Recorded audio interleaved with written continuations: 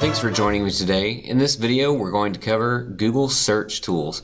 If you go to a basic Google page, google.com, and you want to do a basic search, there's a couple of rules that you can add to your search to help limit your results. Let me show you what I mean. Let's say, for instance, I was going to look up the play Julius Caesar. If I look up Julius Caesar, you'll see here that I have about 23 million results, and that's quite a bit to look through. And I really want to narrow my results down. So there are a couple of ways that you can do that from a normal Google search page and also using Google Advanced Search. So we're going to take these one by one and slow down the process here and take a look.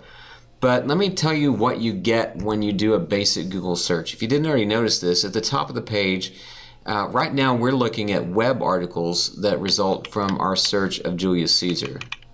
If you go to the images page, you'll also see that there are several Google images that are available here. And the thing to keep in mind about Google Images is that these results send back every image that's available, that's accessible and searchable on the web.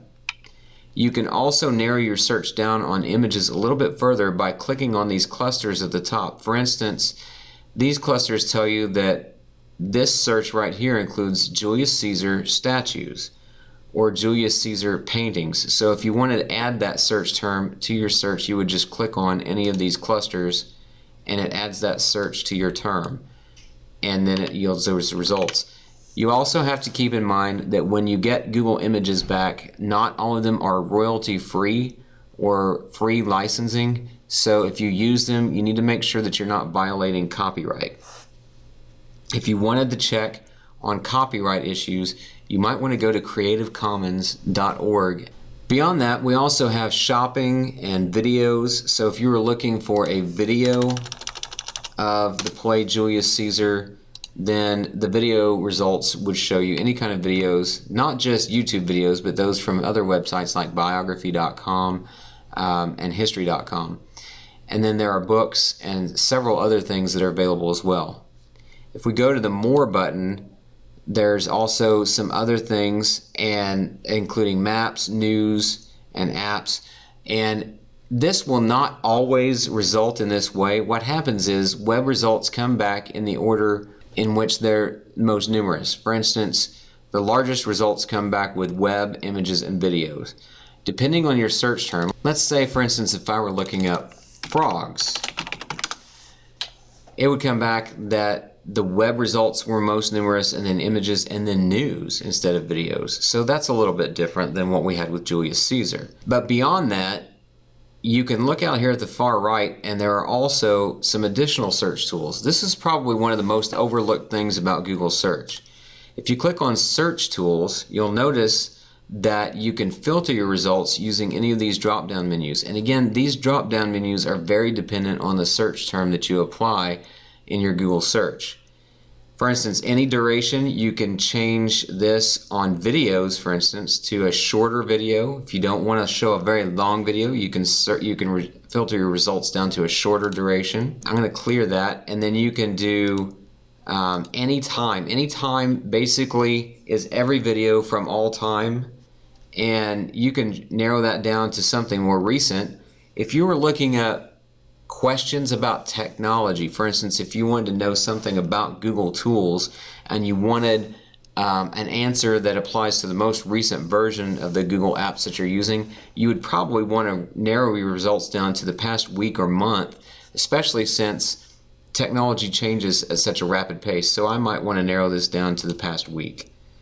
You can also change your search results down to any quality or high quality if you want some HD quality videos, and you can choose for closed caption videos, and you can also select your sources. Like, for instance, you might want to weed out YouTube or National Geographic and go straight to PBS, or vice versa.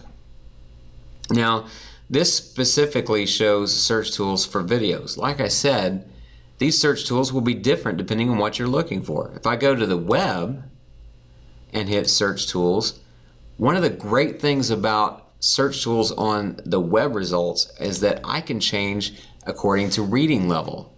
If I'm an English teacher or a special ed teacher and I have a student that reads at a lower reading level, then by clicking here, I can change my results and narrow them down to a basic reading level and know that what I'm getting back is going to be at an appropriate level for my student. Very handy to have. If I clear these results, some of the other things that you'll see, again, you have any time, and of course you can also narrow your results down to location. In addition to that, if I look here, there is a more section, but there are also some other things that you may not be aware of. For instance, if you go to scholar.google.com, you can search for anything on the web and get results for scholarly articles. So for instance, if I go back to Julius Caesar again, I can look up results in scholarly articles about the play Julius Caesar. Okay, but here again, I have a lot of results coming back, and I may not have everything that I want. Some of these might be history regarding Julius Caesar, and I want articles about the play. So I might want to add Shakespeare to my result. So I put a plus sign in, meaning to add Shakespeare, and I don't want historical articles, so I'm going to put minus history. And that takes the search term history out of the search, and then narrows it down so that we can see citations for the play Julius Caesar. And here we go, we have some for the tragedies. And so you see, we've narrowed it down a little bit so that we can see only those results for the play by Shakespeare. There's some other things that you can do. If we go back to google.com, if you're looking for specific results and you want to make sure that your search terms are associated with each other, for instance, if I did a search for technology in the classroom, I'm going to get results for every article that includes the word technology and in and the and classroom. As you can see, it shows that up here in the address line for what we're looking for. And I don't really want that. I want instances of the phrase, because you can see here, if we look inside the article, technology-enabled classrooms, or just the word technology. And we've got over 287 million results. That's quite a bit. So if I put quotation marks around this search term, it's going to look for articles that contain the phrase technology in the classroom. And that narrows our results down to about 11 million results, which is much better.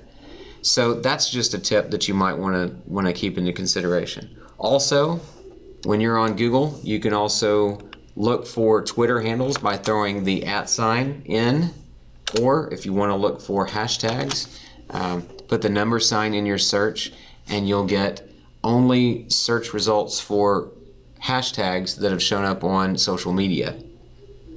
Now finally, what I want to do is take you to the advanced search page. If you go to google.com/advanced_search, it takes you to a page where you can narrow your results down by using all of these little search tips that I've given you along the way. I can find pages with certain words, phrasings, any of these words, none of these words. That's akin to putting the minus sign in as I would have earlier when I did the plus Shakespeare minus history. Numbers, if you're doing specific numbers that include a unit of measure or dollars or years, you can include that here. Languages, regions, the last update. Again, a lot of those search tools that come up as a tool button on a normal Google search can be taken care of at the start right here on an advanced search page. One of the greatest things about this is that on Safe Search, you can narrow your results down to filter out explicit results.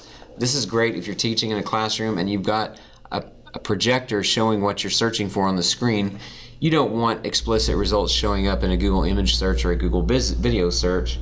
And so you can filter for explicit results in your advanced search from here.